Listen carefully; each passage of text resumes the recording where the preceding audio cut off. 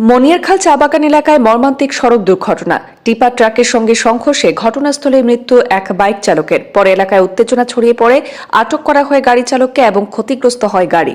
বাবু দাস কোন জায়গা বাড়ি কোন জায়গা দলাই কার গাড়ি চালাবি না হ্যাঁ অন্য কন্ট্রাক্টরের গাড়ি চালাবি কাছাড় জেলার পূর্ব ধলাইয়ের মনিয়ারখাল চা বাগান এলাকায় এক সড়ক দুর্ঘটনায় প্রাণ হারালেন এক ব্যক্তি। বৃহস্পতিবার সন্ধ্যারাতে মনিয়ারখাল থেকে আমরাঘাটগামী AS11 FC 8015 নম্বরের একটি টিপার ট্রাকের সঙ্গে বিপরীত দিক থেকে আসা একটি মোটরসাইকেলের সংঘর্ষ ঘটে। এই ঘটনায় মোটরসাইকেল চালক মনিয়ারখালের কটনপুর গ্রামের 37 বছর বয়সী সঞ্জিত দাস গুরুতরভাবে আহত হন এবং ঘটনাস্থলেই তার মৃত্যু হয়। দুর্ঘটনার পর ট্রাকটি সেখান থেকে সরে গেলে আমরাঘাট এলাকায় সেটিকে আটকানো হয়েছে।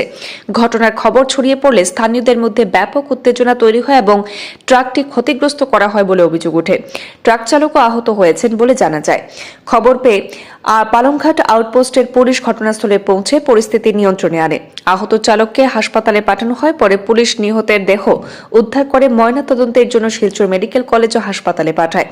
পুলিশ লরি এবং দুর্ঘটনাগ্রস্ত মোটরসাইকেল বাজেয়াপ্ত করেছে। প্রাথমিক চিকিৎসার পর লরি চালককে আটক করা হয়েছে এবং ঘটনার তদন্ত শুরু করা হয়েছে বলে জানা যায়।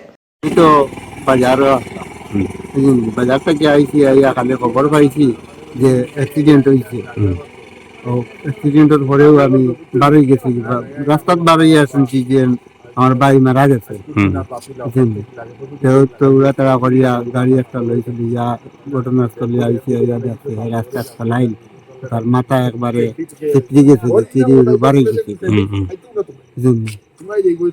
তো এখন পুলিশ গেছে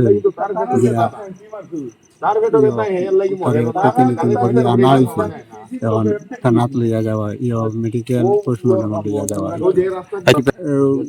গাড়ি লগে অ্যাক্সিডেন্ট হয়েছে, তো রাস্তার তার অ্যাক্সিডেন্ট হয়েছে, তো লাশও হইলাম তার।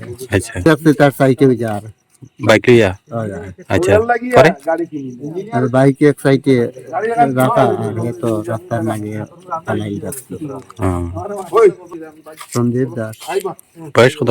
37 মনিয়ারখাল কটনপুর। কটনপুর